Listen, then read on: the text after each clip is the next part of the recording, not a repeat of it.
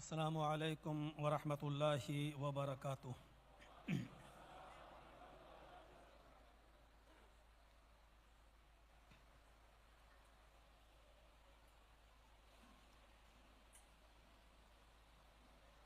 الحمد للہ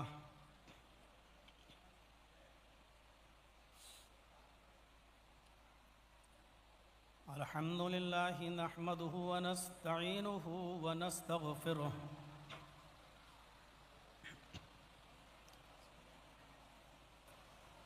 ونعوذ باللہ من شرور انفسنا ومن سیئات اعمالنا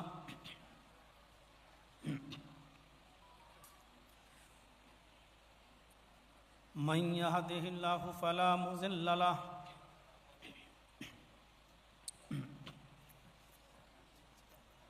ومن يضلله فلا هادي له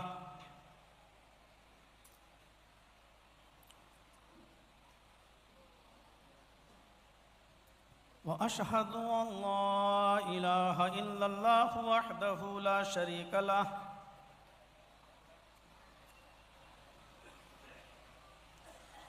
وأشهد أن محمدًا عبده ورسوله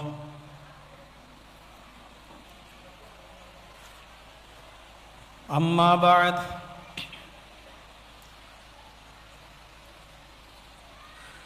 فإن خير الحديث كتاب الله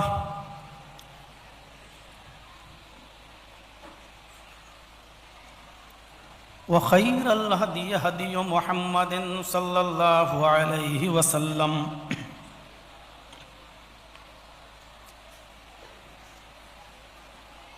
وشر الأمور محدثاتها وكل محدثة بدعة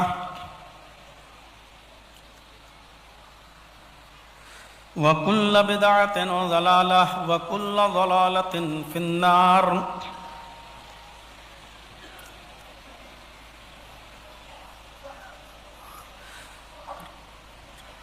أعوذ بالله من الشيطان الرجيم، بسم اللہ الرحمن الرحیم۔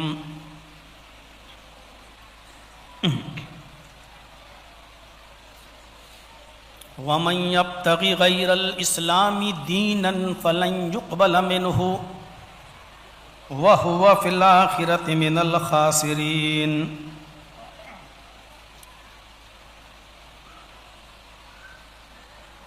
رب اشرح لي صدري ويسر لي امري واحلل عقدة من لساني يفقهوا قولي۔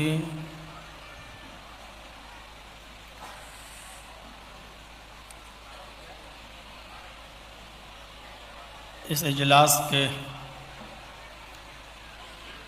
صدر محترم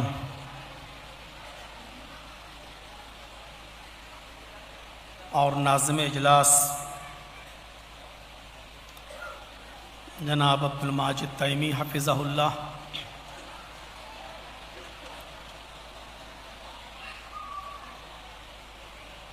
مقرر خصوصی جناب قاضی وسیم مدنی حفظہ اللہ، اسٹیج پر تشریف فرما باوقار علماء کرام، علاقے کی معزز شخصیات، ڈسٹرکٹ بیجاپور کرناٹک اور اس کے اطراف و اکناف سے تشریف لائے ہوئے معزز سامعین حضرات، پردہ نشین اسلامی خواتین، پیاری ماں اور بہنوں، قوم و ملت کے لائق ور نوجوانوں، عزیز بچوں، پیشرو خطیب جناب قاضی وسیم مدنی حفظہ اللہ سے آپ نے دعوت و تبلیغ کے موضوع پر دلچسپ اور بڑی خوبصورت تقریر آپ نے سماعت فرمائی۔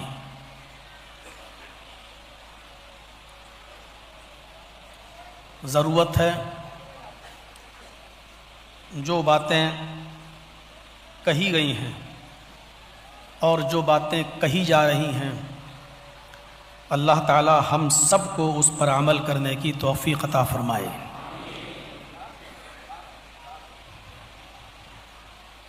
یہ اللہ رب العالمین کا ہم بنی نوع انسانیت پر اور بالخصوص مسلمانوں پر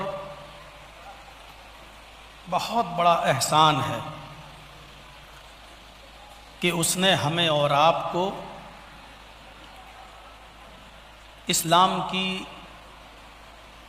دولت سے مالا مال کیا ہے، اسلام کی دولت سے نوازا ہے۔ ہم اس پر اللہ تعالیٰ کا جتنا بھی شکر ادا کریں وہ کم ہے۔ اسلام سے پہلے جو کنڈیشن تھی، جو حالت تھی، قرآن کریم اس حالت کا ذکر کرتے ہوئے فرماتا ہے کہ وَاذْكُرُوا نِعْمَةَ اللَّهِ عَلَيْكُمْ اِذْ كُنْتُمْ أَعْدَاءً فَأَلَّفَ بَيْنَ قُلُوبِكُمْ فَأَصْبَحْتُمْ بِنِعْمَتِهِ إِخْوَانًا۔ تم اللہ کی اس نعمت کو یاد کرو کہ جب تم ایک دوسرے کے دشمن تھے، ایک دوسرے کے حریف تھے، ایک ایک روٹی اور ایک ایک بوٹی پر ایک دوسرے کی گردنیں اڑا دیا کرتے تھے۔ فَأَلَّفَ بَيْنَ قُلُوبِكُمْ، تو اللہ نے تمہارے دلوں میں الفت ڈال دی، محبت پیدا کر دی۔ فَأَصْبَحْتُمْ بِنِعْمَتِهِ إِخْوَانًا، تو تم اللہ کی اس نعمت یعنی اسلام کی برکت سے بھائی بھائی ہو گئے۔ یہ اللہ کا بہت بڑا احسان ہے کہ اس نے ہمیں اور آپ کو اسلام کی دولت سے نوازا ہے۔ یہ الگ بات ہے کہ ہم اسلام کو گہرائیوں سے سمجھ نہیں پا رہے ہیں اور ہم نے صرف سطحی طور پر یہ سمجھ رکھا ہے کہ بس نماز پڑھ لو، کلمے کا اقرار کر لو اور پانچوں وقت مسجد میں آ کر حاضری دے دو، چہرے پر داڑھی رکھ لو، سر پہ ٹوپی لگا لو، بس ہم اسلام کے اندر داخل ہو گئے اور ہم مسلمان ہو گئے۔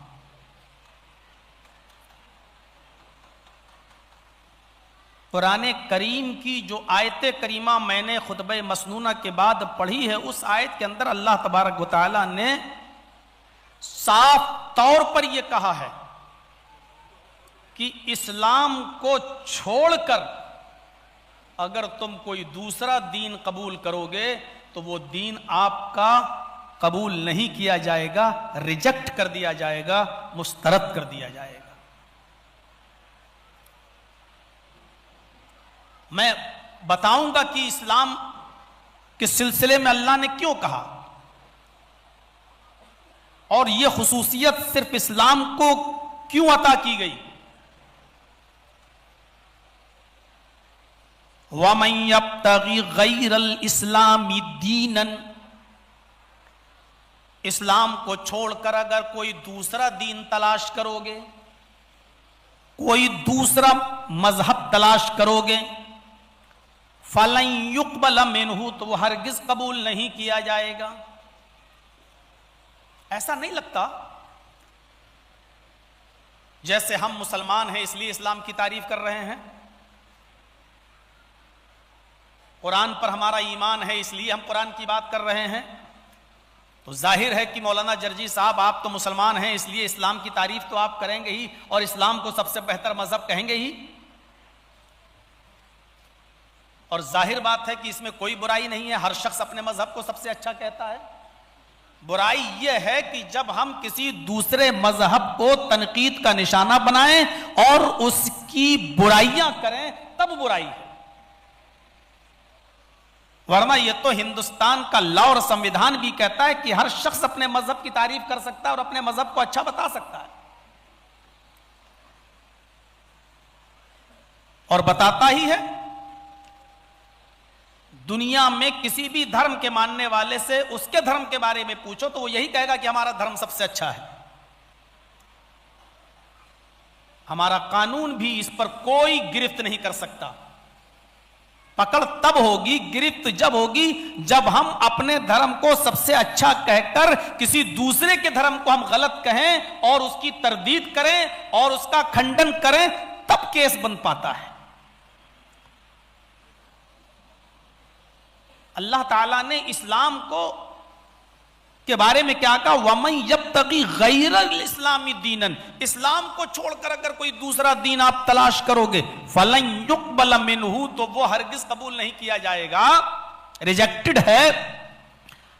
وَهُوَ فِي الْآخِرَةِ مِنَ الْخَاسِرِينَ، اور اگر آپ نے، ہم نے، کسی نے اسلام کو چھوڑ کر کوئی دوسرا دین تلاش کیا تو آخرت کے اندر وہ شخص نقصان اٹھانے والوں میں سے ہوگا۔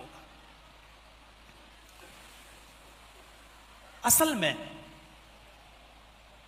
بات یہ ہے کہ اسلام کو سب سے اچھا مذہب اس لیے کہا گیا ہے، اور اس میں کسی کو برا نہیں ماننا چاہیے، کہ اللہ تبارک و تعالیٰ کی طرف سے اتارا ہوا دین یہی ہے۔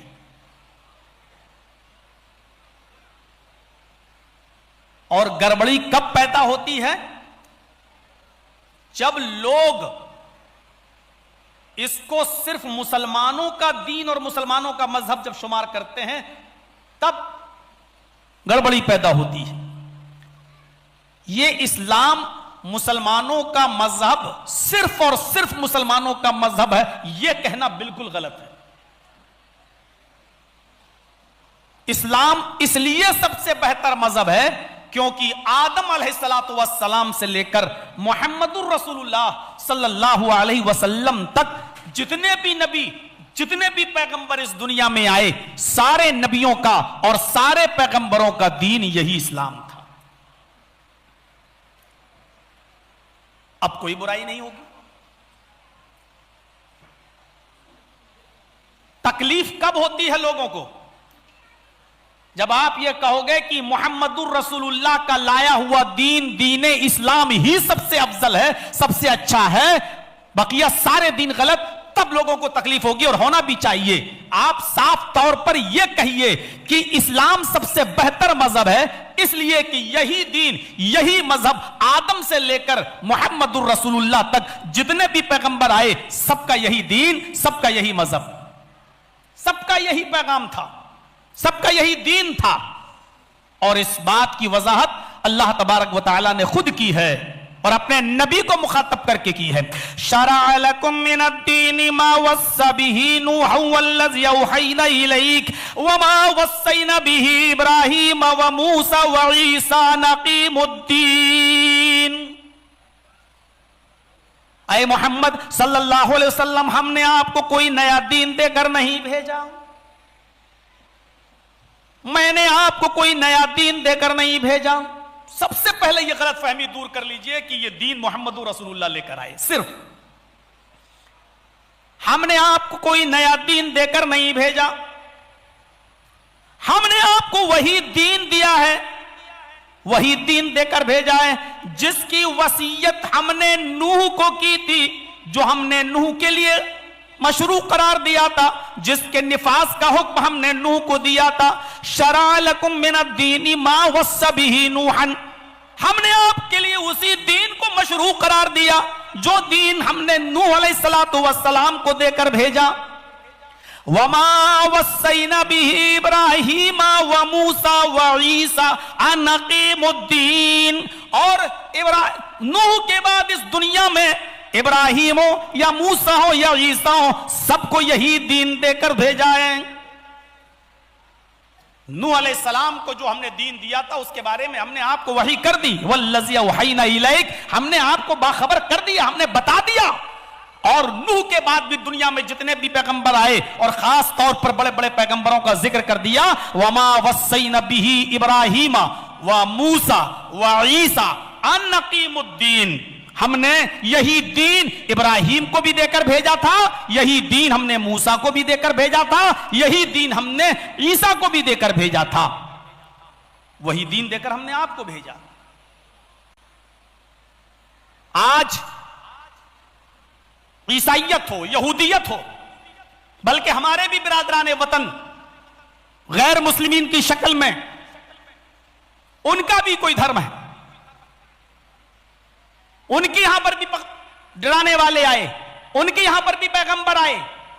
قرآن اس بات کی گواہی دیتا ہے وَلَقَدْ بَعَثْنَا فِي كُلِّ أُمَّةٍ رَسُولًا، ہم نے ہر امت کے اندر، ہر سموہ کے اندر، ہر برادری کے اندر، ہر گروہ کے اندر، ہر قوم کے اندر ایک رسول بھیجا ہے۔ جب ہر قوم کے اندر ایک رسول آیا ہے تو ہمارے برادران وطن کے پاس بھی کوئی نہ کوئی نبی آیا ہے۔ کون ہے وہ؟ اگرچہ کھو دیا گیا ہے یا اس کو بھلا دیا گیا ہو، ورنہ آج تعجب کریں گے آپ اس بات پر کہ عیسائیوں سے پوچھو، کیا عیسائیوں بتاؤ تم کس کتاب کو مانتے ہو؟ تو وہ کہیں گے انجیل۔ پوچھو کہ اس انجیل کو لانے والا تمہارا نبی کون؟ تو ان کے پاس اس بات کا جواب ہے کہ اس انجیل کا لانے والے نبی جیسس حضرت عیسیٰ علیہ السلام ہے، یہ انجیل عیسیٰ پر اتری ہے۔ یہودیوں سے پوچھو، کیا یہودیوں بتاؤ تمہارے پاس تمہاری رہنمائی کے لیے کون سی کتاب ہے؟ وہ جواب دیں گے تورات۔ پوچھو اس علم خداوندی کو لانے والا نبی کون؟ وہ جواب دیں گے کہ موسیس حضرت موسیٰ علیہ السلام۔ مسلمانوں سے پوچھو کہ تمہاری رشد و ہدایت کے لیے کون سی کتاب آئی؟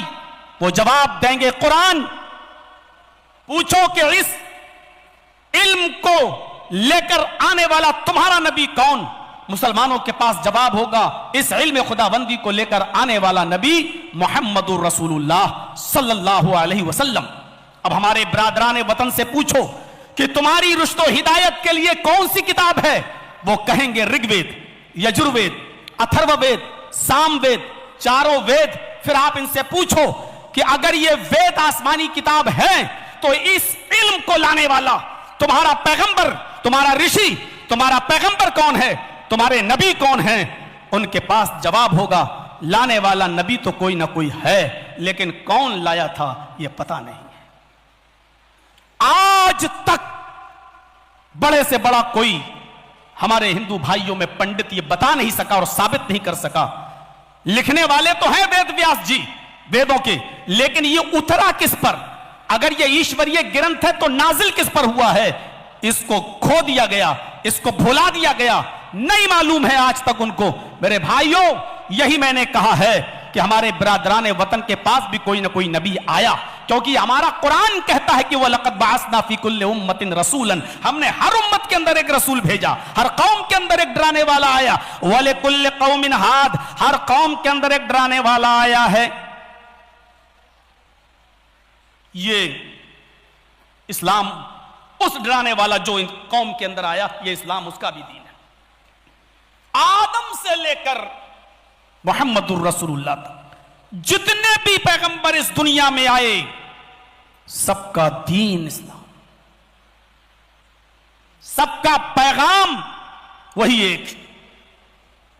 اور آپ تعجب کریں گے، بڑے بڑے پیغمبروں کی تعلیمات جب آپ دیکھیں تو آپ دیکھ لیجئے گا اسی طریقے سے نماز ہم لوگ کہتے ہیں کہ مسلمانوں پر فرض ہے۔ دنیا میں جتنے بھی نبی آئے، اسی لیے سارے نبی، سارے پیغمبر بھی نماز ہی پڑھا کرتے تھے اور ان کی دعوت بھی نماز پڑھنے کی طرف تھی۔ جب فرشتے حضرت زکریا علیہ السلام سے ملاقات کے لیے زمین پر آئے اور فرشتوں نے حضرت زکریا کو پکارا تو اس وقت زکریا محراب کے اندر نماز کی حالت میں کھڑے تھے۔ قرآن کہتا ہے فَنَادَتْهُ الْمَلَائِكَةُ وَهُوَ قَائِمٌ يُصَلِّي فِي الْمِحْرَابِ، جب فرشتوں نے حضرت زکریا کو پکارا اس حال میں کہ وہ نماز کے اندر محراب کے اندر نماز کی حالت میں تھے، نماز کے اندر کھڑے ہوئے تھے، نماز پڑھ رہے تھے، حالت قیام کے اندر تھے. پتہ چلا کہ نماز حضرت زکریہ علیہ السلام پر بھی فرض تھی. حضرت لقمان علیہ السلام کی زندگی پر نظر ڈالیے. وہ خود نماز پڑھا کرتے تھے اور اپنی اولاد کو بھی نماز کی دعوت دیا کرتے تھے، نماز کا پیغام دیا کرتے تھے. انہوں نے اپنے بیٹے کو بہت سی نصیحتوں سے نوازا. ان نصیحتوں میں ایک نصیحت یہ تھی، یا بنی اقم الصلاۃ، میرے بیٹے نماز قائم کرتے رہنا، میرے بیٹے نماز پڑھتے رہنا. یہ نماز حضرت لقمان علیہ السلام بھی پڑھتے تھے اور اپنی اولاد کو بھی نماز پڑھنے کا حکم دیتے تھے. یہ نماز حضرت ابراہیم علیہ السلام بھی پڑھا کرتے تھے.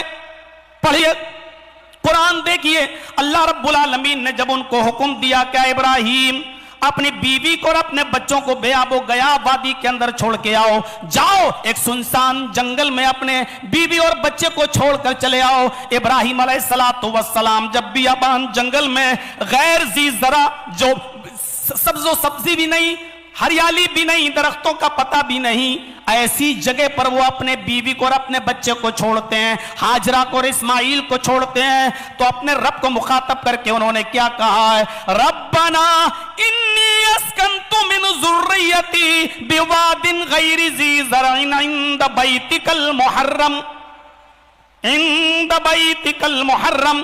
کیا دعا مانگ رہے ہیں، اے ہمارے رب، انی اسکنت من ذریتی بواد غیر ذی زرع، میں نے اپنی ذریت کو، میں نے اپنی بیوی اور اپنے بچے کو اے اللہ ایک ایسی بے آب و گیا وادی میں چھوڑا ہے، ایک ایسی سنسان جگہ پہ چھوڑا ہے جہاں ہریالی کا پتہ نہیں، سبزی کا پتہ نہیں، پیڑوں کا پتہ نہیں، درختوں کا پتہ نہیں، پانی کا پتہ نہیں. ہمیں وہی جگہ نظر آئی، ہم نے اس جگہ پر چھوڑ دیا ہے. عند بیتک المحرم، تیرے محترم گھر کے پاس، تیرے احترام والے گھر کے پاس، تیرے بزرگ مقام پر، تیرے بہترین یعنی بابرکت گھر کے پاس ہم نے اپنے بچوں کو اور اپنی بیوی کو چھوڑا. اور میں نے نہ پانی دیکھا، نہ سبزی دیکھی، نہ ہریالی دیکھی، نہ درخت دیکھے، بلکہ تیرے گھر کے پاس ہم نے اپنے بیوی اور بچوں کو اس لیے چھوڑا لیقیموا الصلاۃ، تاکہ وہ نماز قائم کر سکیں، تاکہ وہ نماز پڑھتے رہیں.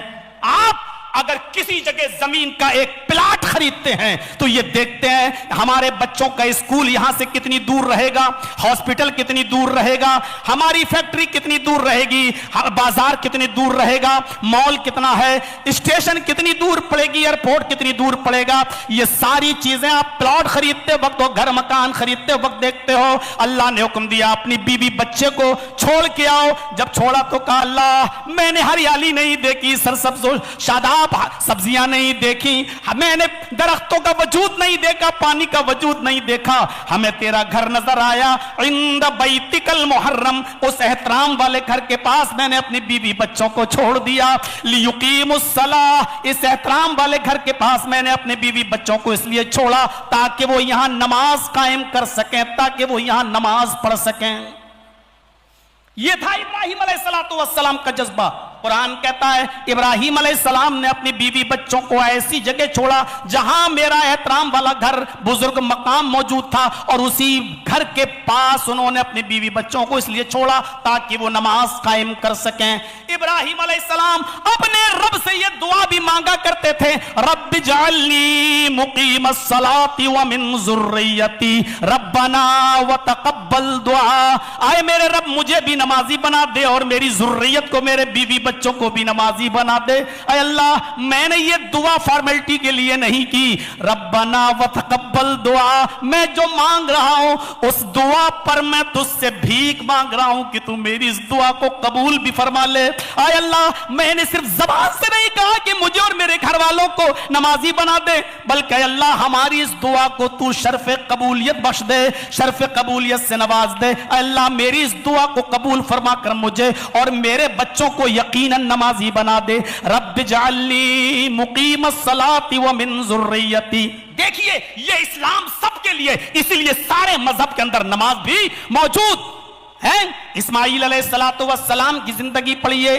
ابراہیم کے بیٹے اسماعیل، قرآن کہتا ہے قرآن کہتا ہے وہ بھی اپنے بیوی بچوں کو، اپنے اہل و عیال کو نماز کا اور زکوٰۃ کا حکم دیتے تھے. وَكَانَ يَأْمُرُ أَهْلَهُ بِالصَّلَاةِ وَالزَّكَاةِ وَكَانَ عِندَ رَبِّهِ مَرْضِيًّا. اسماعیل علیہ السلام اپنے بیوی بچوں کو نماز پڑھنے کا حکم دیتے تھے اور زکوٰۃ کی ادائیگی کا حکم دیتے تھے.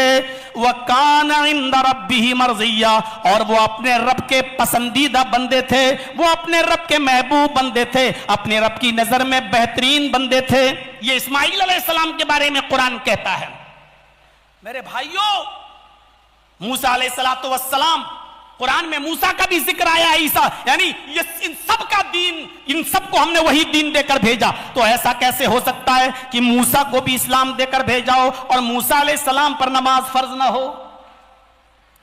ابراہیم علیہ السلام کو بھی یہی دین دے کر بھیجا، نماز ان پر بھی فرض تھی. موسیٰ علیہ السلام کو کا نام لیا باقاعدہ اللہ تبارک و تعالیٰ نے، تو موسیٰ پر بھی نماز فرض تھی. کہا اللہ میں تجھے دیکھوں گا. اللہ نے کہا لن ترانی یا موسیٰ، موسیٰ تم مجھے نہیں دیکھ سکتے ہو. نہیں اللہ میں تو دیکھوں گا. ضد کرتے ہو، آ جاؤ جبل طور پہ، پہاڑ پہ چڑھے. اللہ نے ہلکی سی تجلی دکھائی، فخر موسیٰ صاعقا، موسیٰ بے ہوش ہو کر زمین پر گر پڑے، پہاڑ جل گیا. ہوش آیا موسیٰ کو، آواز آئی اننی انا اللہ لا الہ الا انا فاعبدنی واقم الصلاۃ لذکری. آواز آتی ہے غیب سے، اننی انا اللہ، اے موسیٰ میں ہی اللہ ہوں. دنیا کی کسی آنکھ میں مجھے دیکھنے کی طاقت نہیں ہے، نہیں دیکھ سکتے ہو تم، کوئی انسان نہیں دیکھ سکتا ہے. اور اسی لیے تو حضرت عائشہ نے کہا اللہ کے نبی کو اللہ نے بلایا، گئے، بہت قریب ہوئے، لیکن اگر کوئی یہ کہتا ہے کہ اللہ کے رسول نے اللہ کو دیکھا ہے، حضرت عائشہ فرماتی ہیں، بخاری کی روایت ہے، وہ جھوٹا ہے. دنیا کی کوئی آنکھ اللہ کو دیکھ ہی نہیں سکتی. قریب ہوئے لیکن دیدار نہیں ہوا. موسیٰ علیہ السلام چڑھے، بے ہوش ہو کے گر پڑے، ہوش آیا تو آواز آئی اننی انا اللہ، اے موسیٰ میں ہی اللہ ہوں. آواز سن لو بس، میں ہی اللہ ہوں، لا الہ الا انا، میرے علاوہ کوئی معبود نہیں ہے. اب سنو، فاعبدنی، جب میرے علاوہ کوئی معبود نہیں، کوئی عبادت کے لائق نہیں، تو صرف میری ہی عبادت کرو. وَأَقِمِ الصَّلَاةَ لِذِكْرِي، اور میری یاد کے لیے نماز قائم کرو. میرے یاد کے لیے، مجھے یاد رکھنے کے لیے نماز پڑھتے رہو. موسیٰ علیہ السلام کو اگر اسلام دے کر بھیجا ہے تو اللہ تبارک و تعالیٰ نے یہ بھی کہہ دیا کہ موسیٰ نماز تم پر بھی فرض ہے، مجھے یاد رکھنا ہے تو نماز بھی پڑھو، میری یاد کے لیے نماز قائم کرتے رہو. حضرت مریم علیہ السلام کا ذکر کیا کیونکہ مریم سے ایک ایسا بچہ پیدا ہوا جو بغیر شوہر کے اللہ نے دیا عیسیٰ علیہ السلام کو. تو مریم پر الزام لگنا فطری بات تھی. سماج یہ کسی کو جلدی معاف نہیں کرتا. آپ کتنے ہی دودھ کے دھلے ہوئے ہوں، لیکن اگر کسی سنیما ہال کے پاس کھڑے ہیں اور وہی اسی وقت فلم چھوٹی ہے، لوگ نکلے ہیں، اسی بھیڑ میں اگر آپ کو بھی دیکھ لیں گے تو یہ سماج یہ سوچنے پر مجبور ہو جائے گی، سماج و سوسائٹی، کہ یہ صاحب بھی فلم دیکھ کر ہی نکلے ہوں گے. یہ سماج جلدی کسی کو معاف نہیں کرتا ہے. مریم کو کیسے معاف کر دیتا؟ اللہ نے مریم کو بھی حکم دیا، یا مریم اقنتی لربک وسجدی وارقئی مع الراکعین. آئے مریم اپنے رب کے لیے عاجزی کر. یا مریم اقنتی لربک، آئے مریم تو اپنے رب کے لیے عاجزی کر. آئے مریم تو اپنے رب کے لیے جھک، اپنے رب کے لیے عاجزی کر. وسجودی، اور سجدہ کر. ورکعی مع الراکعین، اور رکوع کرنے والوں کے ساتھ رکوع کر، یعنی نماز پڑھ. یا اللہ نے سجدے کا ذکر کر دیا، رکوع کا ذکر کر دیا. یہاں اگرچہ نماز کے کچھ اجزاء کا ذکر کیا لیکن مراد یہاں نماز ہی ہے. آئے مریم اپنے رب کے لیے عاجزی کر. عاجزی یا مریم اقنتی لربک، اپنے رب کے لیے جھک جا، اپنے رب کے لیے عاجزی کر، اور وسجودی اور سجدہ کر، ورکعی مع الراکعین اور رکوع کرنے والوں کے ساتھ رکوع کر۔ مریم علیہ السلام نماز پڑھتی رہی، محراب کے اندر رہتی رہی، زکریا کی کفالت میں پلتی رہی، بڑی ہوتی، عیسیٰ علیہ السلام کو جنم دیتی ہیں، سماج میں ماحول خراب ہونے لگتا ہے، لو بغیر شادی کے، بغیر شوہر کے بیٹا پیدا ہو گیا ہے، لو کتنی بڑی عبادت گزار بنتی ہے، کتنی نیک بنتی ہے، سجدوں میں سجدے کیے جا رہی ہے، رکوع پہ رکوع کیے جا رہی ہے، اور حالت یہ ہے کہ بغیر شادی کے بچہ پیدا، بغیر باپ کے بیٹے کو جنم، بغیر شوہر کے بیٹے کو جنم، عیسیٰ بغیر باپ کے اس دنیا میں آ گئے، خاموش رہتی ہے۔ جب خاموشی اجیرن بن جاتی ہے اور قوم کے لوگ غصے میں آتے ہیں، اے مریم تیری خاموشی نے ہمیں اور پریشان کر کے رکھ دیا، آج تو بتا کہ یہ بچہ کس کا ہے۔ تیری خاموشی کا مطلب کیا ہے؟ اس کا مطلب یہ ہے کہ کہیں منہ کالا ہوا ہے، کسی کے ساتھ تو نے منہ کالا کیا ہے، مجھے اس بات کا جواب چاہیے کہ یہ بچہ کس کا ہے۔ غور کرو، چھوٹا سا بچہ جو ابھی دودھ پیتا ہے، پالنے میں جھولتا ہے، جو اپنے انگوٹھے چوستا ہے، اس بچے کے بارے میں پوچھا جا رہا ہے کہ آئے مریم بتا یہ بچہ کس کا ہے، ورنہ ہم اپنے سماج میں رہنے نہیں دیں گے۔ تو حضرت مریم کچھ نہیں، صرف ایک ہی جواب دیتی ہیں، کسی بچے سے پوچھ لو کہ تیرا باپ کون ہے۔ ارے مجھ سے کیا پوچھتے ہو؟ آئے میری قوم کے لوگوں، میں تمہیں کیا جواب دوں گی؟ کسی بچے سے پوچھ لو کہ یہ کس کا بچہ ہے، اس کا باپ کون ہے۔ قوم کے لوگوں نے ہنستے ہوئے کہا واہ، جب بات پکڑی گئی اور چوری پکڑی گئی تو بچے کی طرف اشارہ کر دیا کہ اس سے بات کرو۔ ارے اس بچے سے ہم بات کیسے کریں، یہ ہم سے کلام کیسے کرے گا، یہ بات چیت کیسے کرے گا؟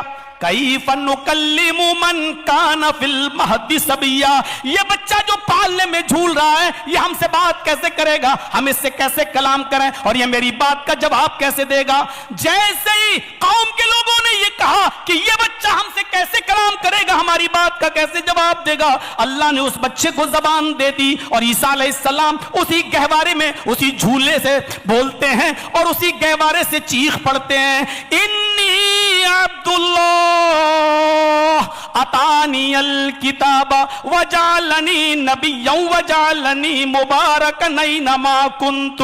آئے میری قوم کے لوگوں، میری ماں کو کچھ نہ بولو، میری ماں کے بارے میں کچھ نہ کہو، انی عبداللہ، میں اللہ کا بندہ ہوں، اللہ کے حکم سے میں پیدا ہوا ہوں، میرا دنیا میں کوئی باپ نہیں، اللہ نے مجھے اپنے حکم سے وجود میں لایا ہے، میں اللہ کے حکم سے پیدا ہوا ہوں، اور صرف اللہ کے حکم سے پیدا ہو کر اس دنیا میں نے آنکھیں ہی نہیں کھولی ہیں۔ اتانی الکتاب، اس نے مجھے کتاب دے کر بھیجا ہے، اللہ نے مجھے کتاب سے نوازا ہے، وجعلنی نبیا، اس نے مجھے نبی بھی بنایا ہے، وجعلنی مبارکا اینما کنت، اور اس نے مجھے بابرکت بنایا، جہاں بھی میں رہوں گا، جہاں بھی میں جاؤں گا، جہاں بھی میں رہوں گا میری ذات سے برکتی برکت ہوگی، اس نے مجھے بابرکت بنا کر بھیجا۔ ہاں، اور آئے میری قوم کے لوگوں، اسی نے مجھے یہ حکم بھی دیا، وَأَوْصَانِي بِالصَّلَاةِ وَالزَّكَاةِ مَا دُمْتُ حَيًّا، اسی نے مجھے یہ حکم بھی دیا کہ میں نماز پڑھتا رہوں اور زکوٰۃ دیتا رہوں جب تک میں زندہ رہوں۔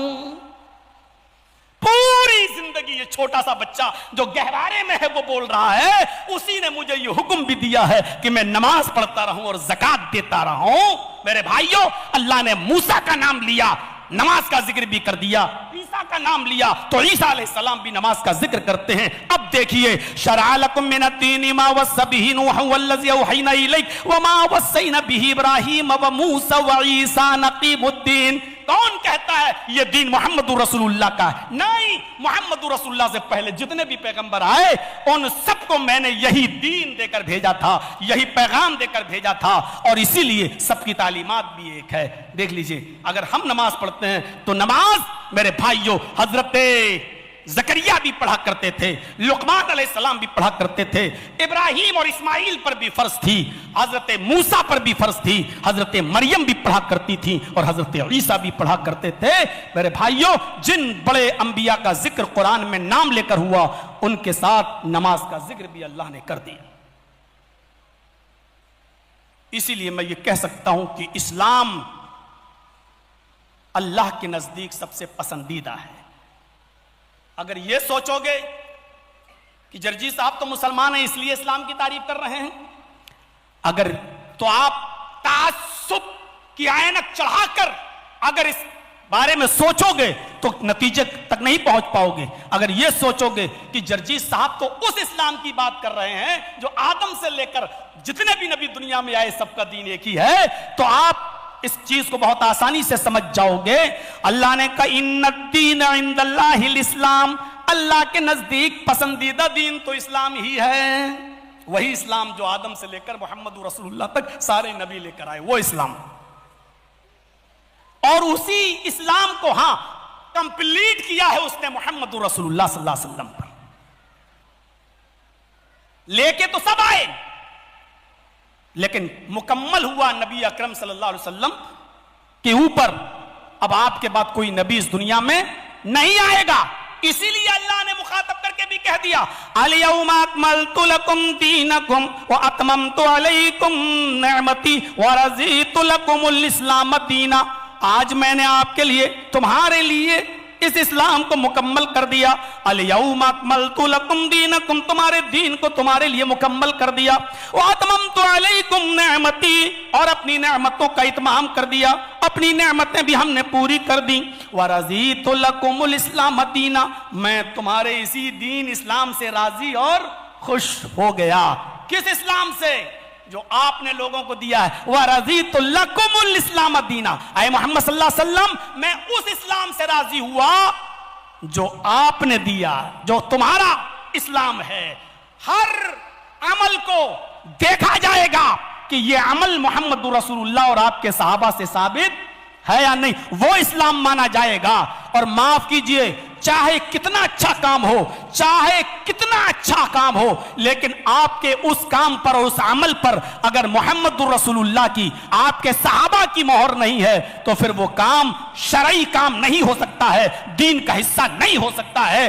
آپ لاکھ ثواب سمجھ کے کرتے رہیے اس کام کو، لیکن اگر اس کام پر، اس عمل پر اللہ کے نبی اور صحابہ کی مہر نہیں ہے تو نہیں مانا جائے گا، قابل قبول نہیں ہے۔ من احدث فی امرنا ھذا ما لیس منہ فہو رد، ہر وہ کام دین کے اندر جو نیا نکالا جائے جس کی اصل محمد رسول اللہ نے نہ دی ہو، کیا کہا؟ من احدث فی امرنا فی دیننا، ہر وہ کام جو ہمارے دین کے اندر نہ ہو، جس کے کرنے کا حکم ہم نے نہ دیا ہو، اللہ کے نبی کیا کہتے ہیں؟ فہو رد، وہ مردود ہے، اس کام کو اسی کے منہ پہ مار دیا جائے گا، اس کی کوئی حیثیت نہیں۔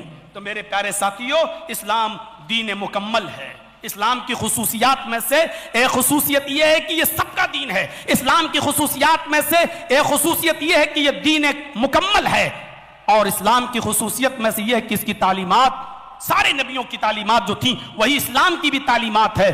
اور ایک چوتھی خصوصیت کی طرف میں آ رہا ہوں، اس کی خصوصیت یہ ہے کہ اسلام دین توحید ہے۔ توحید تو ہر مذہب میں ہے، دنیا میں کوئی مذہب ایسا نہیں ہے جس کے اندر توحید نہ ہو، ہر دھرم میں توحید ہے، لیکن توحید کے ساتھ ساتھ اس میں شرک بھی ہے۔ لیکن اسلام کے اندر صرف توحید ہے اور شرک نہیں ہے۔ اب دیکھ لیجیے، بائبل میں کہتی ہے دیئر از نو گاڈ، کوئی خدا نہیں ہے، but God is only one, ایک ہی ہے، ایک ہی۔ اور اس کے بعد بائبل کہتی ہے God is only one, He has no father and he has no mother، اس کا نہ کوئی باپ ہے نہ کوئی ماں ہے، no brother and no sister، نہ کوئی بھائی ہے نہ کوئی بہن ہے۔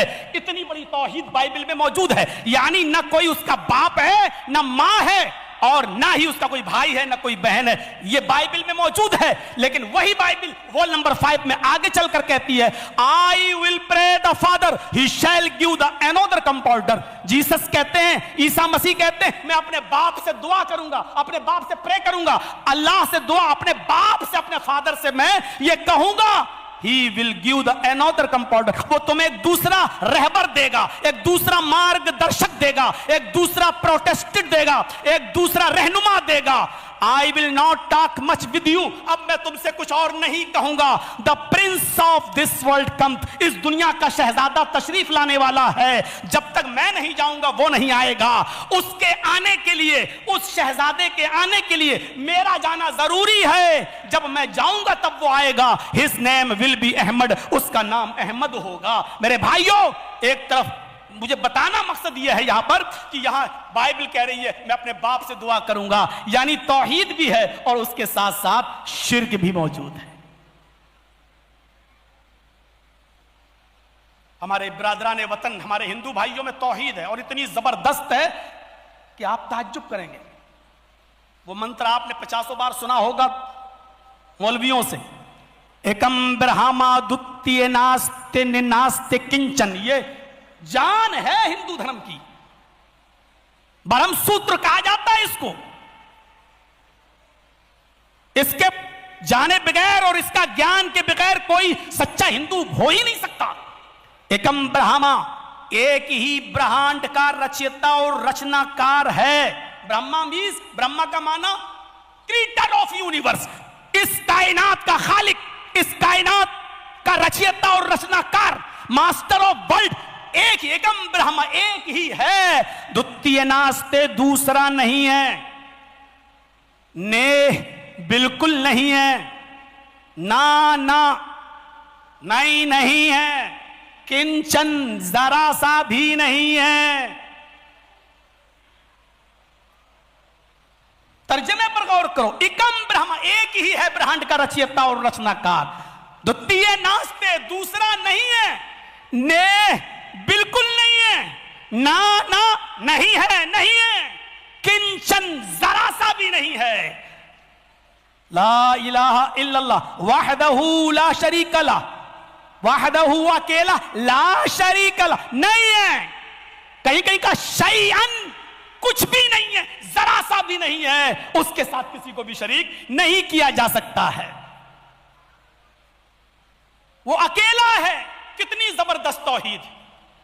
یجروید میں آپ چلے جائیے تو ایسا منتر ملے گا جو دماغ کی بتیاں کھول دے گا. یچتیو یو پمبمہ نستسما دیوی شوری ریشا. سنسکرت میں یاچنا کے معنی ہوتے ہیں بھیک مانگنا. یچتی, اسی سے امپریٹیو سینٹنس آتا, فعل امر. یچتی, مانگو. یو اس میں اشارہ بعید کے لیے آتا ہے سنسکرت میں. مانگو اس سے, اور 2 بار یو آ رہا ہے. یچتیو یو, مانگو اس سے, وہی ہے. یچتیو یو پمبمہ, مانگو اس سے, وہی ہے جھولیاں بھرنے والا. پمبمہ, وہی ہے نوازنے والا, وہی ہے دینے والا. اسی سے مانگو, وہی ہے دینے والا. آگے دیکھیے, نستسما دیوی شوری ریشا. نستسما, نہیں دے سکتا ہے کوئی کچھ بھی. دیوی شو, دیوی دیوتا دوسرا, کوئی دوسرا دیوی دیوتا تمہیں کچھ بھی نہیں دے سکتا ہے. اس کے علاوہ ری ریشا شیئن, کچھ بھی, اس کے علاوہ کوئی بھی دیوی دیوتا تمہیں کچھ بھی نہیں دے سکتا ہے. بھلا بتاؤ, اتنے اچھے اور بہترین منتر کے بعد اب توحید کے لیے اور کون سی جگہ باقی رہ جاتی ہے؟ صاحب تو کہہ دیا کوئی بھی دیوی دیوتا تمہیں اس کے علاوہ کچھ بھی نہیں دے سکتا ہے. کیا یہ قرآن کی بالکل اسی آیت کے طرز پر نہیں ہے؟ وَلَا تَدْعُوا مِن دُونِ اللَّهِ مَا لَا يَنفَعُكَ وَلَا يَضُرُّكَ فَإِن فَعَلْتَ فَإِنَّكَ إِذًا مِّنَ الظَّالِمِينَ. اللہ کو چھوڑ کر تم کسی اور کو مت پکارو. وَلَا تَدْعُوا مِن دُونِ اللَّهِ مَا لَا يَنفَعُكَ, جو تمہیں نہ نفع دے سکتا ہے, وَلَا يَضُرُّكَ, جو تمہیں نقصان بھی نہیں پہنچا سکتا ہے. جو تمہیں نہ نفع دے سکتا ہے نہ نقصان پہنچا سکتا ہے.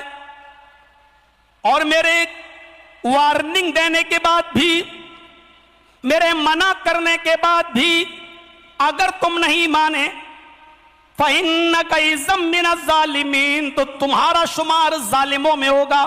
تم ظالم لکھے جاؤ گے، ظالم کہلاؤ گے۔ فَإِنَّكَ إِذًا مِّنَ الظَّالِمِينَ۔ غور کرو، مت پکارو کسی کو۔ قرآن کی آیت بھی تو یہی کہتی ہے، إِنَّ الَّذِينَ تَدْعُونَ مِن دُونِ اللَّهِ لَن يَخْلُقُوا ذُبَابًا وَلَوِ اجْتَمَعُوا لَهُ وَإِن يَسْلُبْهُمُ الذُّبَابُ شَيْئًا لَّا يَسْتَنقِذُوهُ مِنْهُ ضَعُفَ الطَّالِبُ وَالْمَطْلُوبُ۔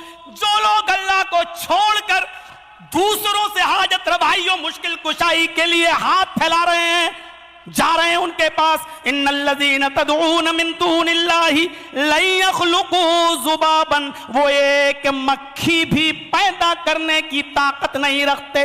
ذبابا کہا، نکرہ استعمال کیا، وہ ایک مکھی بھی پیدا نہیں کر سکتے۔ اور اللہ نے اس کے لیے جمع لن یخلقوا اور لن کا لن یخلقوا ذبابا، ہرگز ہرگز ایک مکھی بھی پیدا نہیں کر سکتے۔ وَلَوِ اجْتَمَعُوا، سب کی سب مل جائیں، سب کی سب مل جائیں۔ علامہ احسان الہی ظہیر اس کا ترجمہ کیا کیا کرتے تھے معلوم ہے؟ کشمیر سے کنیا کماری تک اور بریلی سے بغداد تک سب اکٹھے ہو جائیں، سب جمع کر لو، تب بھی ایک مکھی پیدا نہیں، ایک مکھی پیدا نہیں کر سکتے۔ ارے مکھی پیدا کرنا اور اس میں روح ڈال کر، جان ڈال کر اڑانا تو بہت دور کی بات۔ ایک زندہ مکھی اگر تمہارے حلوے پر بیٹھ کر سوجی کا ایک دانہ لے جائے، شکر کا، چینی کا ایک دانہ لے جائے، وَإِن يَسْلُبْهُمُ الذُّبَابُ شَيْئًا لَا يَسْتَنقِذُوهُ مِنْهُ، تو یہ سب کی سب مل کر اس مکھی کو پکڑ کر اس سے وہ سوجی کا دانہ بھی چھیننے کی طاقت نہیں رکھتے، وہ شکر کا دانہ بھی چھیننے کی طاقت نہیں رکھتے۔ ضعف الطالب والمطلوب، مانگنے والا بھی کمزور ہو، جس سے مانگ رہا ہے وہ بھی کمزور، کمزور کمزور سے مانگ رہا ہے، بے بس کے پاس جا رہا ہے، لاچار لاچار کے پاس جا رہا ہے، محتاج محتاج سے مانگ رہا ہے۔ واللہ انتم الفقراء، انتم الفقراء واللہ غنی حمید، تم سب فقیر ہو، اللہ کے آگے بھیک مانگنے والے ہو۔ غنی تو صرف اللہ کی ذات ہے، امیر تو صرف اللہ کی ذات ہے، فقیر فقیر سے مانگ رہا ہے۔ میرے پیارے ساتھیوں غور کرو، یہی تو اس منتر میں بھی کہا گیا ہے، اسی منتر میں کہا گیا نستسما دیوی شوری ریشا، اس کے علاوہ کوئی بھی دیوی دیوتا تمہیں کچھ بھی نہیں دے سکتا۔ ایسا ہو ہی نہیں سکتا ہے، جب سارے نبیوں کا دین ایک ہو تو تعلیم الگ ہو جائے۔ میرے بھائیوں، ہندو دھرم کے اندر اتنی توحید ہے، کشور بعد ہے، لیکن اس کے بعد شرک بھی ہے۔ شرک کیا ہے یہ تو توحید بتا دی، اب منوسمرتی پڑھیے، اس میں شرک کیا لکھا ہے۔ تمہارے 33 کروڑ دیوی دیوتا ہیں، سب کو پرسن کرنا ضروری ہے، اور ایک دیوی یا ایک دیوتا ایک دن میں پرسن ہوگا، یعنی ایک دیوی یا ایک دیوتا کو ایک ہی دن میں خوش کر سکتے ہو، ایک دن میں دو کو نہیں کر سکتے ہو، ایک دن میں ایک ہی ہوگا، دو نہیں ہو سکتے۔ اور 33 کروڑ دیوی دیوتاؤں کو پرسن کرنا انیوار ہے، ضروری ہے۔ اور اگر تمہارے جیون میں یدی ایک بھی اپرسن رہا، ایک بھی ناخوش رہا، ایک بھی انہیپی رہا، تو تمہاری زندگی بھر کی تپسیا بھنگ۔ 33 کروڑ دیوی دیوتاؤں کو خوش کرنے کے لیے 33 کروڑ دنوں کی ضرورت ہے، انسان کے پاس اتنا سمے کہاں ہے کہ وہ 33 کروڑ دن تک جیوت رہ سکے۔ یہ شرک بھی ہے۔ مسلمان شرک کرتا ہے، یہ ایک الگ بات ہے، لیکن اسلام کے اندر شرک نہیں ہے، یہ ایک الگ بات ہے۔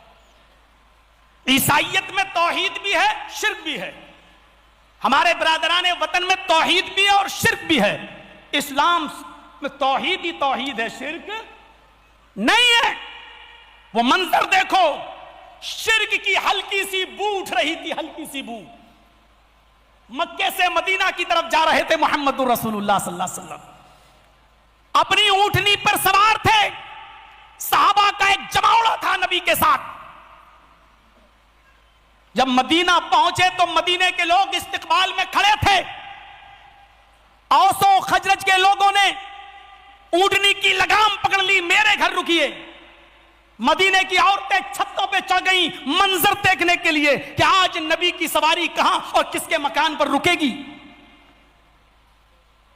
چھوٹی چھوٹی 5-5 6-6 سال کی بچیاں دف بجا رہی تھیں, ڈھول پیٹ رہی تھیں, دف بجا رہی تھیں اور محمد رسول اللہ کی تعریف کا گیت گا رہی تھیں. جب اللہ کے نبی ان کے پاس سے گزرے تو وہ چھوٹی چھوٹی بچیاں کہہ رہی تھیں طلع البدر علینا من ثنیات الوداع وجب الشکر علینا ما دعا للہ داعی. آج تو اللہ کا جتنا بھی شکر ادا کیا جائے وہ کم ہے. طلع البدر علینا من ثنیات الوداع, آج تو 14ویں رات کا چاند فاران کی چوٹیوں سے چمکا ہے. آج 14ویں رات کا چاند مدینہ میں طلوع ہوا ہے. آج تو محمد رسول اللہ مدینے میں تشریف لائے ہیں.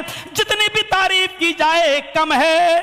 طلع البدر علینا من ثنیات الوداع وجب الشکر علینا, ہمارے اوپر اللہ کا شکر ادا کرنا واجب ہے. ہم اللہ کا جتنا بھی شکر ادا کریں وہ کم ہے کہ اس نے محمد رسول اللہ کو ہمارے درمیان بھیجا ہے.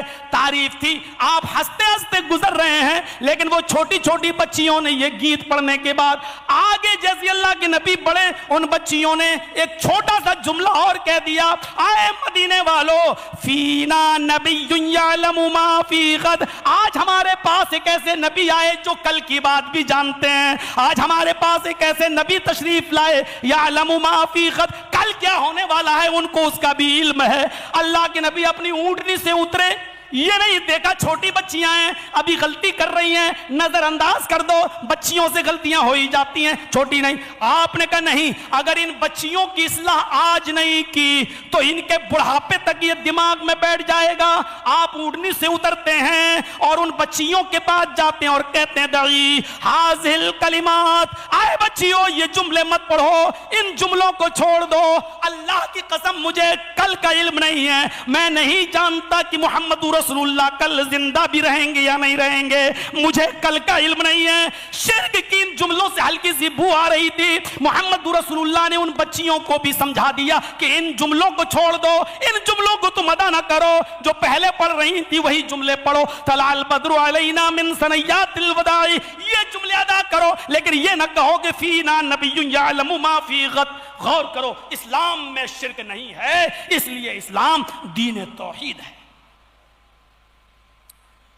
اسی لیے اللہ نے تمام مذہب والوں کو دعوت بھی دی ہے اہل کتاب کو, آؤ جب ہمارا تمہارا سب کا دین ایک ہے تو کلمہ بھی سب کا ایک ہے, کلمہ بھی سب کا ایک ہے.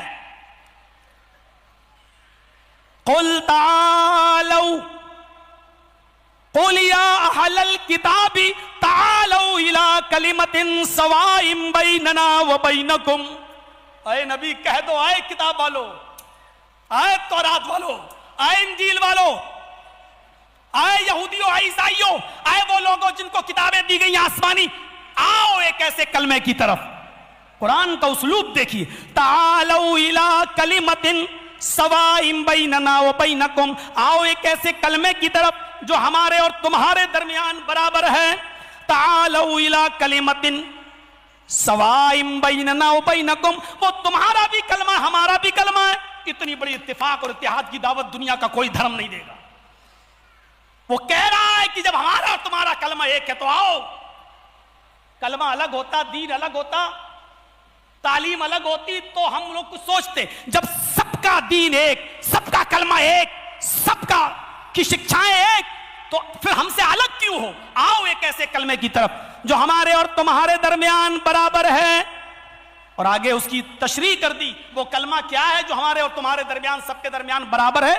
اللہ نعبد الا اللہ, ہم اللہ کے علاوہ کسی کی عبادت نہیں کریں گے. یہی تو موسیٰ بھی کہتے تھے, یہی تو عیسیٰ بھی کہتے تھے, یہی تو ابراہیم بھی کہتے تھے, یہی تو محمد رسول اللہ صلی اللہ علیہ وسلم فرمایا کرتے تھے کہ اللہ کے علاوہ کسی کی عبادت جائز نہیں ہے. نہیں ہے. شام کا ایک شہر ہے ہیرا, کچھ صحابہ وہاں گئے تو دیکھا یہودی اپنے عالموں کو, اپنے بزرگوں کو سجدہ کر رہے ہیں. وہاں سے لوٹ کر جب آئے تو اللہ کے نبی کے پاس, اور ہیرا شہر سے آنے کے بعد فرمایا, اے اللہ کے نبی میں ہیرا سے آ رہا ہوں, میں نے یہودیوں کو دیکھا وہ اپنے عالموں کو سجدہ کر رہے ہیں، اپنے بزرگوں کو سجدہ کر رہے ہیں، انت احق، آپ زیادہ حقدار ہیں کہ ہم آپ کو سجدہ کریں۔ جب وہ لوگ اپنے علماء کو سجدہ کر سکتے ہیں تو کیا میں اپنے رسول کو سجدہ نہ کروں؟ آپ زیادہ حقدار ہیں کہ ہم آپ کو سجدہ کریں، اجازت دیجئے ہم آپ کو سجدہ کریں۔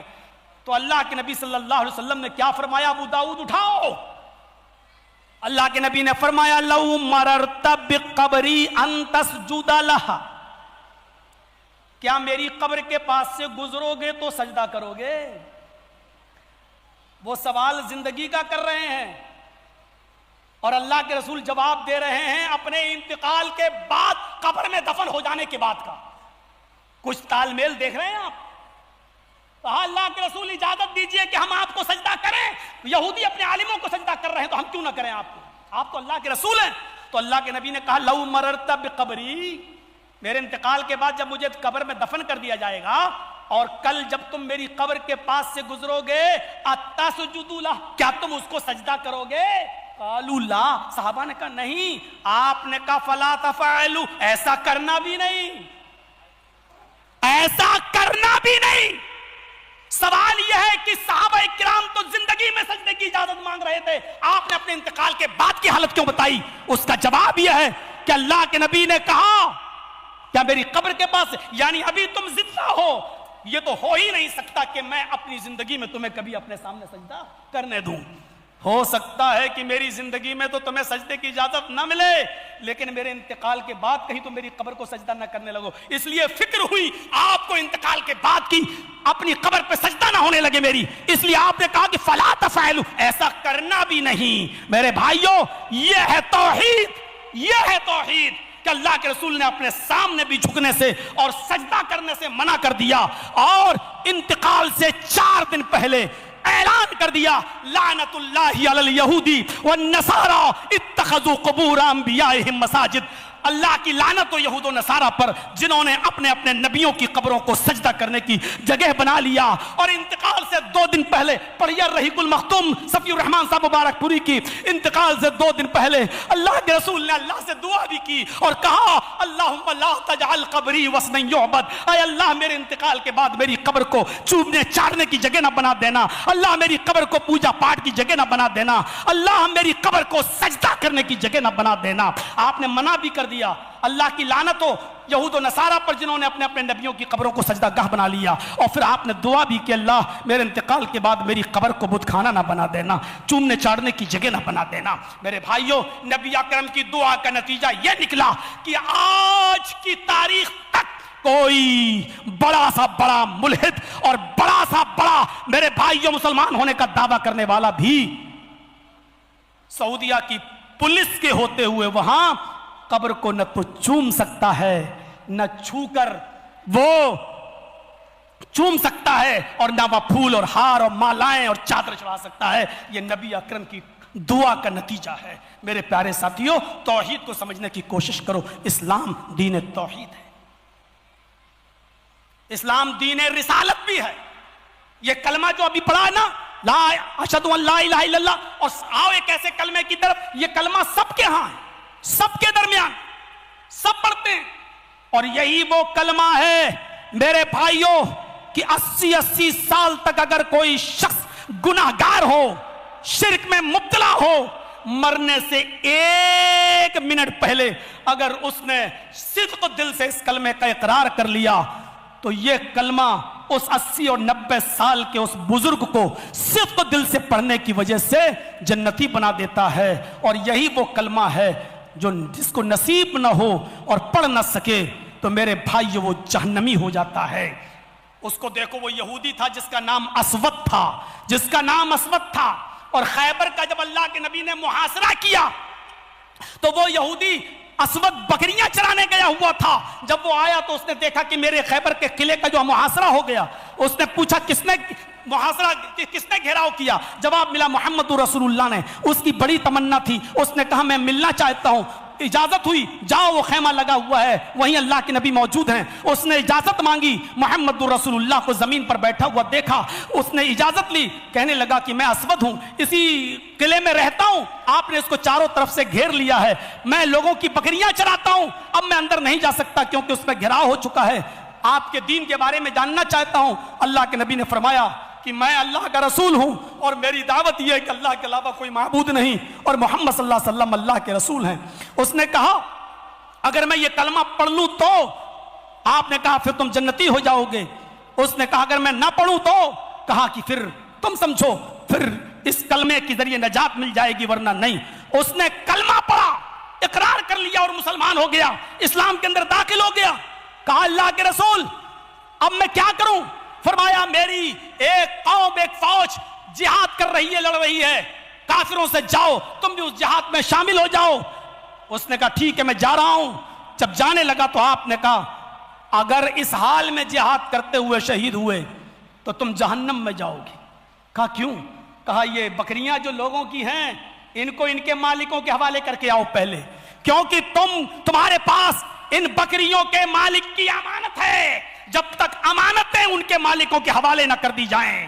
آئے امانتوں میں خیانت کرنے والوں, سوچو تو صحیح کتنی کتنی امانتیں یہی نہیں ہوتی ہیں بڑے بھائی کا حق مار لیا.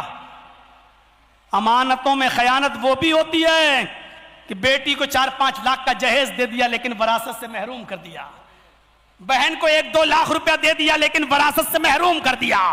یہ بھی امانت میں خیانت ہے. امانت کا خیال اتنا رکھا, اللہ کے نبی نے کہا ابھی بھی تمہیں جہاد میں شامل نہیں کیا جائے گا جب تک یہ لوگوں کی امانتیں ان کے حوالے نہ کی جائیں. وہ گیا, لوگوں کی امانتوں کو ان کے حوالے کیا. کہا اللہ کے رسول اب کیا کروں؟ آپ نے فرمایا نماز کا ٹائم نہیں کہ میں تم سے کہوں نماز پڑھو, رمضان کا مہینہ نہیں کہ میں تم سے کہوں روزہ رکھو, جاؤ جہاد میں شامل ہو جاؤ. وہ جہاد میں گیا اور شامل ہو گیا, بالآخر شہید ہو گیا. صحابہ کرام نے دیکھا, پہچان نہیں پائے, اللہ کے رسول سے پوچھا یہ کون ہے؟ میں نہیں جانتا ہوں, ابھی ابھی آیا, ہماری طرف سے لڑا اور شہید ہو گیا. آپ نے کہا یہ وہ شخص ہے جس نے نیکی بہت کم کی, زندگی اسلام لانے کے بعد بہت کم پائی لیکن انعام بہت بڑا لے گیا, یعنی جنت کا مستحق ہو گیا, جنتی ہو گیا. غور کرو, کلمہ پڑھا, اب تک کافر تھا, کلمہ نصیب ہوا, ایک وقت کی نماز نہیں پڑھی, بخاری کی روایت, ایک وقت کی نماز نہیں پڑھی, شہید ہوا اور سیدھے جنت میں چلا گیا, سیدھے جنت میں. یہ کلمہ انسان کو جنتی بنا دیتا ہے. اور ایک وہ دیکھو, ابو طالب پوری زندگی نبی کی خدمت کرتے رہے, پوری زندگی نبی کی سیوا کرتے رہے, یہاں تک کہا بھتیجے رنج نہ کر, غم نہ کر, تو دعوت کا کام کر, تو فریضہ انجام دے, لوگوں کو ایک اللہ کی طرف بلا. میری زندگی میں تجھے کوئی آنکھ اٹھا کر بھی نہیں دیکھ سکتا, میں بوڑھا ہو گیا تو کیا ہوا, ابھی بھی تیرے چچا میں اتنی طاقت ہے کہ ابھی بھی میں مقابلہ کر سکتا ہوں. پوری زندگی خدمت کی, پتا چلا کہ میرا چچا مرض الموت میں مبتلا ہے. گئے اور جانے کے بعد کہا چچا قل لا الہ الا اللہ, صرف لا الہ الا اللہ کہہ دیجئے. ابو جہل ابو لہب وہیں بیٹھا ہوا دیکھنے لگا, محمد رسول اللہ صلی اللہ علیہ وسلم کی طرف چچا نے دیکھا, منع کر دیا. تھوڑی دیر کے بعد ابو جہل اور یہ سارے کافر اٹھ کے چلے گئے. اللہ کے نبی صلی اللہ علیہ وسلم نے پھر اپنے چچا سے کہا, کیا کہا, الفاظ دیکھیے, اے چچا جان, یا امی قل لا الہ الا اللہ فی اذنی. دیواروں کے بھی کان ہوتے ہیں, آپ کو یہی ڈر ہے نا یہ سن نہ لیں. اے میرے چچا صرف میرے کان میں کہہ دو لا الہ الا اللہ, میرے کان میں کہہ دو, صرف میں سن لوں. قیامت کے دن میں اللہ کے سامنے گواہی دوں گا کہ اللہ میرے چچا نے میرے کان میں تیری توحید کا اقرار کیا تھا, وحدانیت کا اقرار کر لیا تھا, اور پھر میں اللہ سے بخشوا لوں گا آپ کو. یہیں پر چچا نے کہا نہیں بھتیجے, میں اپنے باپ دادا کا دین نہیں چھوڑنا چاہتا. لوگ میرے مرنے کے بعد یہ تانے ماریں گے کہ محمد کی باتوں میں آ کے ابو طالب ڈر گیا, اس لیے اس نے بھتیجے کے ڈر سے کلمہ پڑھ لیا. میں اسی دین پہ مرنا چاہتا ہوں جس دین پر میرے باپ عبد المطلب مرے تھے, میں اسی دین پہ مرنا چاہتا ہوں. اور ابو طالب کا انتقال ہو گیا. پوری زندگی نبی کی خدمت کی لیکن کلمہ نصیب نہیں ہوا. کہاں گئے؟ جہنم میں. کہا اللہ تعالیٰ میں بخشواؤں گا, پھر بھی دعا کی, اللہ نے آیت ہی نازل کر دی محمد رسول اللہ کے لیے. فرمایا نہیں, تمہارا چچا حالت کفر میں مرا ہے، شرک میں مرا ہے، ہم تمہارے چچا کو نہیں بخشیں گے۔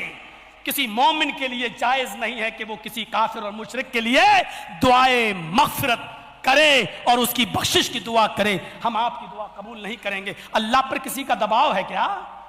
وہ کسی سے ڈرتا ہے کیا؟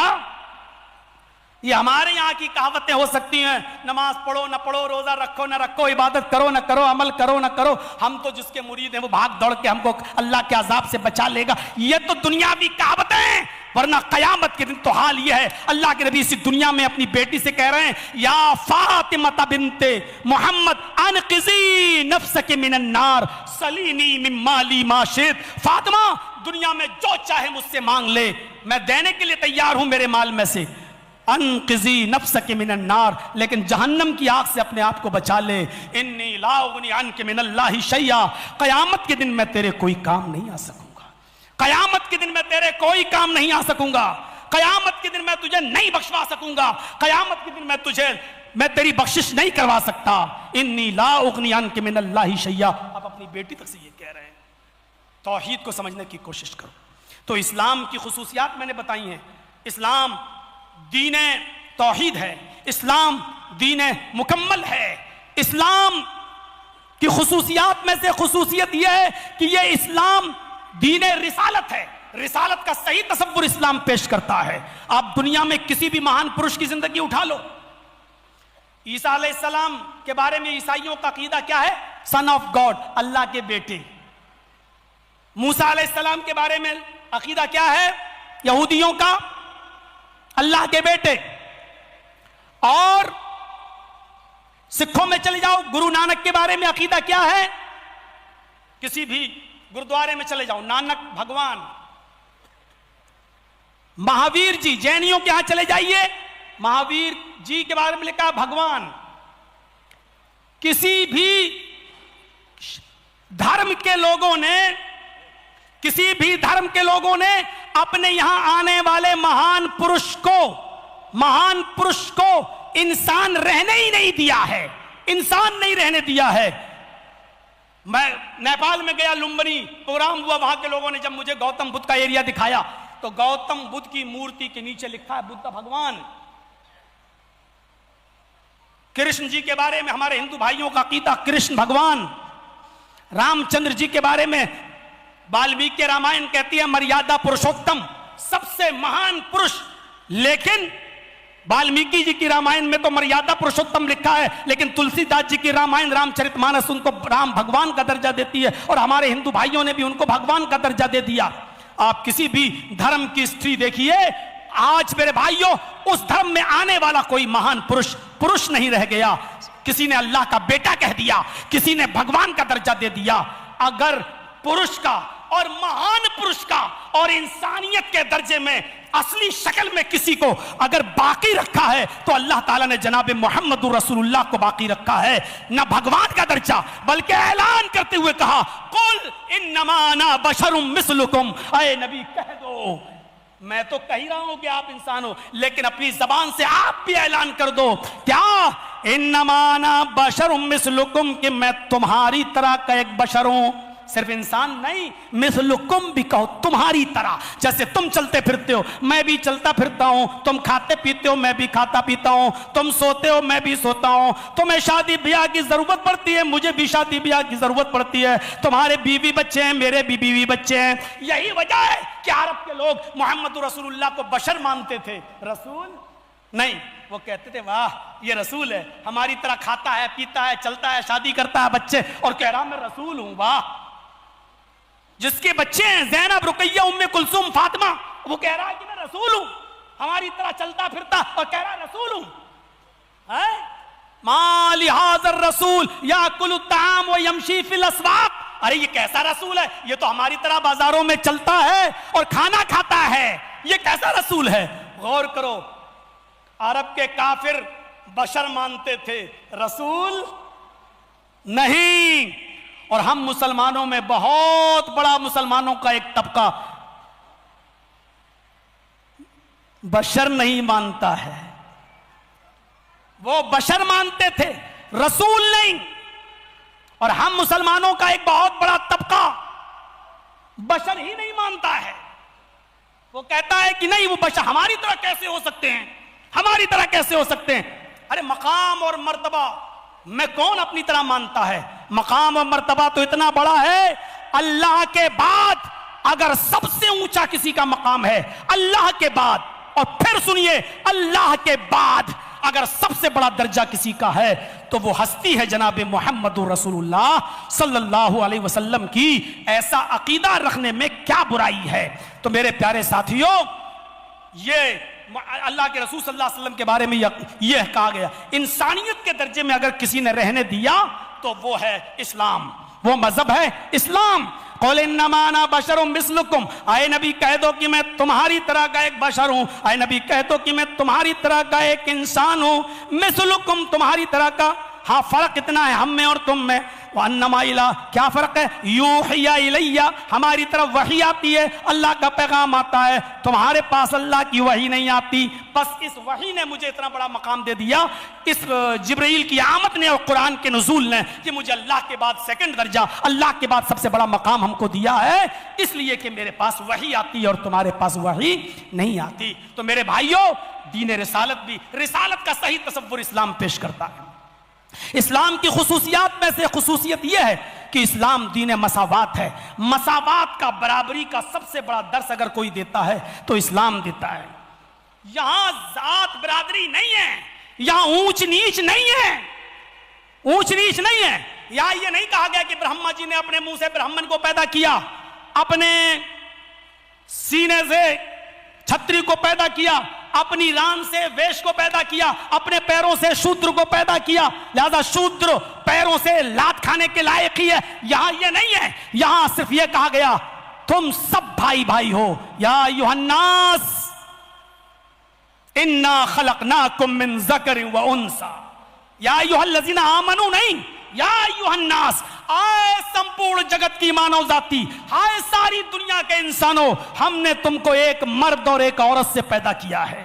یا ایھا الناس انا خلقناکم من ذکر و انثی, تم ایک ہی مرد سے اور ایک ہی عورت سے پیدا ہوئے ہو. تمہارا باپ ایک ہے آدم, تمہاری ماں ایک ہی حوا, تمہارا باپ ایک ہی ہے منو, تمہارا ماں ایک ہی ہے شتروپا, ہیوتی, تم اسی کی سنتان ہو, اسی سے پیدا ہوئے ہو, لہذا تم سب آپس میں بھائی بھائی ہو. اور اللہ کے نبی نے حجۃ الوداع کے خطبے میں یہ کہہ کر پوری انسانیت کو جھنجھوڑ دیا تھا, کلکم من آدم و آدم من تراب, لا فضل لعربی علی عجمی ولا لعجمی علی عربی. کسی عرب کے رہنے والے کو عجم کے رہنے والے پر کوئی فوقیت نہیں ہے, کسی گورے کو کالے کے اوپر کوئی فوقیت نہیں ہے, الا بالتقوی, تقوی کی بنیاد پر کوئی اونچا ہو سکتا ہے, انسانیت کے اعتبار سے نہیں.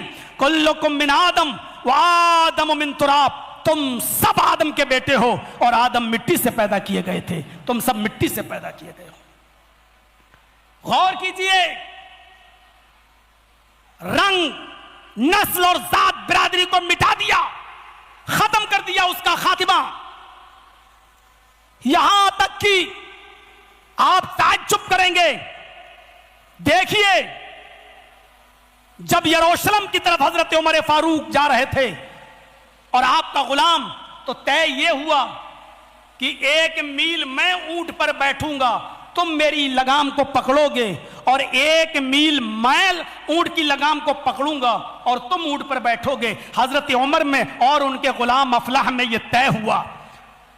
اور اتفاق دیکھیے, جب بیت المقدس پہنچتے ہیں اور 1 میل کی دوری رہ جاتی ہے, تو اتفاق دیکھیے حضرت عمر فاروق کے لگام پکڑنے کی باری آ جاتی ہے. غلام نے کہا افلاح نے, امیر المومنین آپ بیٹھے رہیے, میں لے کے چلتا ہوں. 1 میل چلا, ایک اور صحیح, عزت کا کچرا نکل جائے گا اگر لوگوں کو پتا چلے گا کہ امیر المومنین لگام پکڑے ہوئے ہیں. ارے بھیا کھینچ لو اپنے پاس. عزت کا جنازہ نکل جائے گا آپ کی جب لوگوں کو پتا چلے گا کہ امیر المومنین اونٹ کی لگام پکڑے اور غلام سوار ہے. حضرت عمر اونٹ سے نیچے گر گئے, کود گئے, جمپ لگا گئے, اور غلام سے کہا بیٹھو، تمہاری باری آئی، بیٹھو۔ بیٹھ گیا غلام۔ اب غلام اوپر سے کہتا امیر المومنین عزت کا کچڑا نکل جائے گا، ارتھی نکل جائے گی، جنازہ۔ حضرت عمر نے روتے ہوئے کہا اے میرے خادم افلاح، اگر آج عمر نے عزت دیکھی اور اونٹ کی سواری کر کے تجھ سے اونٹ کی لگام پکڑوائی تو اسلام کا جنازہ نکل جائے گا۔ عمر کی عزت کا جنازہ نکل جائے یہ مجھے گوارا ہے، لیکن اسلام کی تعلیم کا جنازہ نکلے یہ عمر کو گوارا نہیں ہے۔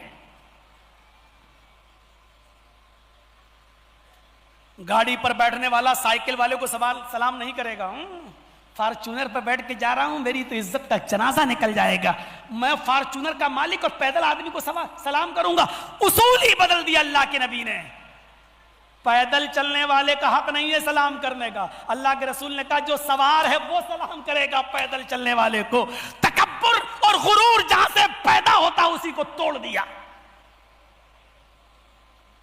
جو آ رہا ہے وہ بیٹھنے والے کو سلام کرے گا، بیٹھا ہوا نہیں کرے گا سلام، جو آ رہا ہے چل کے وہ سلام کرے گا، اور جو سوار ہے وہ پیدل چلنے والے کو سلام کرے گا۔ جرجی صاحب اگر 4 ویلر پہ بیٹھ کے جا رہے ہیں اور کوئی آدمی ہے تو جرجی صاحب سلام کریں گے السلام علیکم۔ بنے رہیے آپ فارچونر کے مالک، اور تھوڑا سا سوچ لو تو سب ہیکڑی نکل جائے گی۔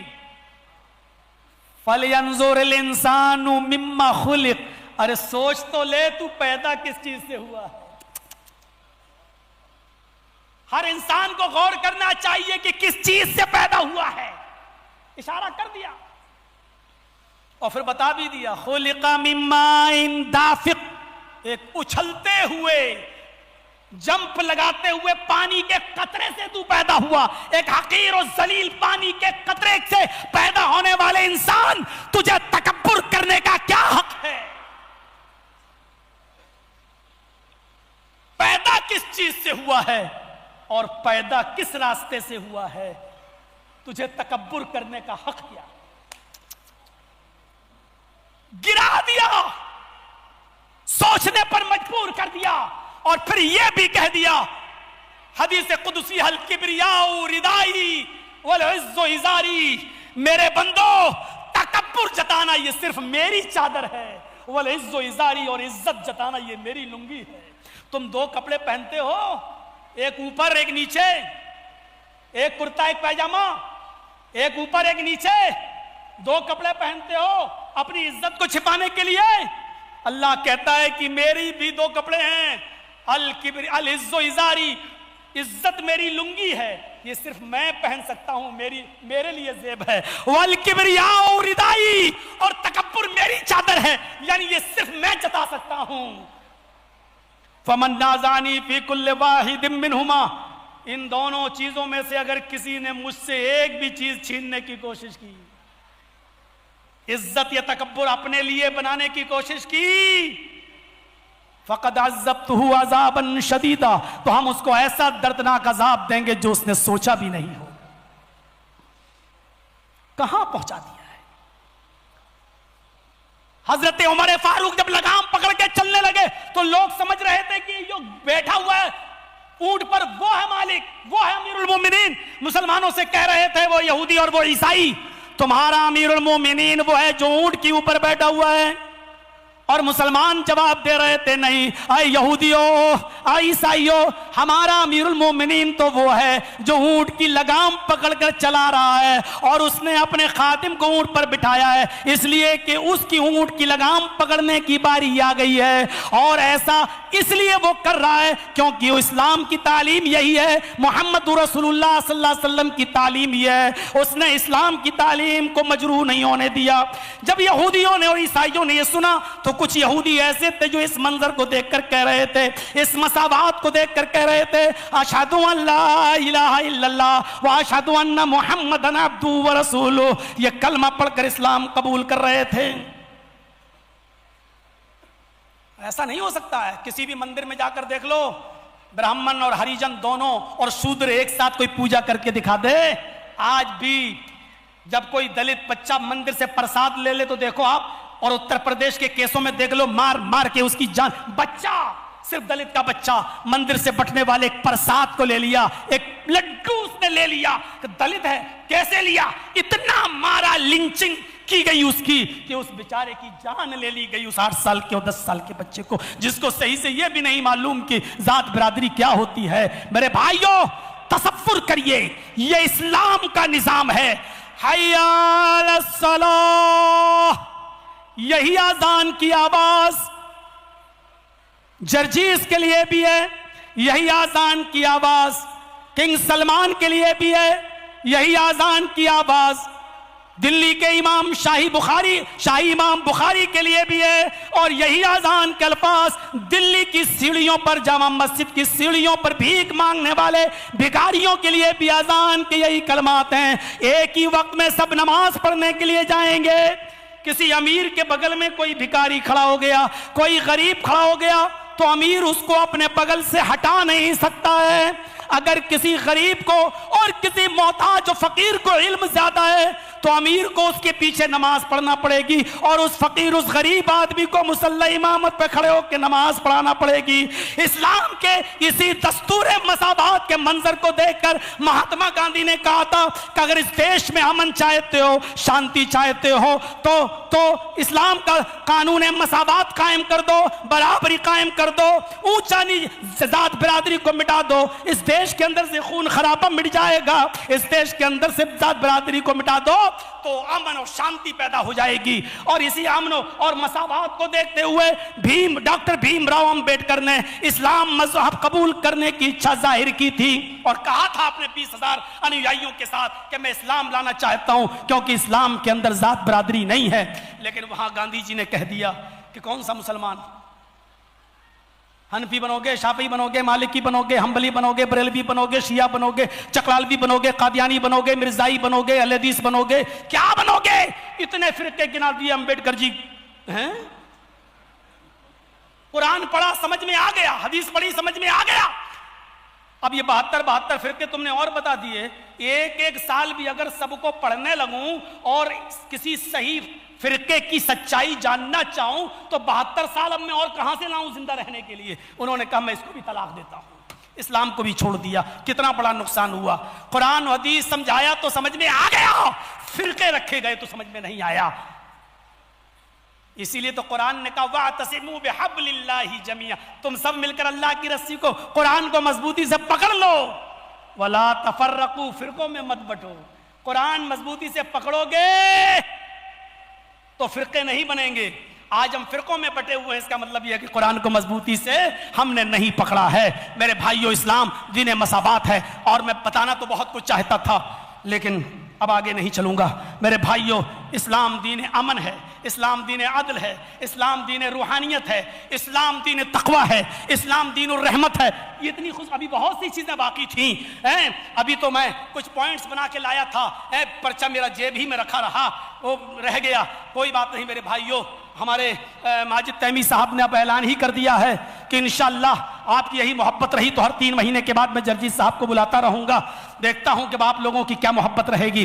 تو میرے بھائیو، بس آج حقیقت میں کبھی یہ کہتا نہیں ہوں اپنے جلسوں میں کہ طبیعت ناساز ہے، یہ ہے، اور میں کبھی یہ پروگراموں میں بولتا نہیں ہوں، لیکن آج واقعی حقیقت میں کچھ ناساز رہا، اور جمعہ کا خطبہ بھی تقریباً 45 منٹ کا دیا، اور حقیقت میں آج پیٹ بالکل بھاری، ایسیڈیٹی بہت زبردست، اور پوری طریقے سے وامٹن اور الٹی سی۔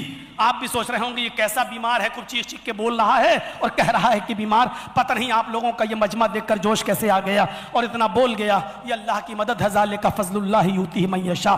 آپ کی دعائیں ہیں، ماجد صاحب نے دعا بھی کرائی کہ اللہ ان کو صحت و تندرستی عطا فرمائے، آپ بھی دعا کیجئے اور سب بیماروں کے لیے دعا کیجئے کہ اللہ جو بھی بیمار ہیں ان کو اپنی رحمت سے شفائے کاملہ اور عاجلہ عطا فرما، جو تیری رحمت کو جا چکے ہیں ان کو غریق رحمت فرما، ان کی قبروں کو نور سے بھر دے۔ اور آخری میسج یہ ہے کہ اللہ تعالی ہم سب کو یہ اسلام جو سب کا دین ہے اور یہ آخری جو نبی محمد رسول اللہ پر مکمل ہوا ہے، اے اللہ جب تک تو ہمیں زندہ رکھ، اسلام پہ زندہ رکھنا، اور جب ہمارا خاتمہ ہو تو ایمان پر ہمارا خاتمہ فرمانا۔ وما علینا الا البلاغ المبین، وآخر دعوانا ان الحمد للہ رب العالمین۔ السلام علیکم ورحمۃ اللہ وبرکاتہ۔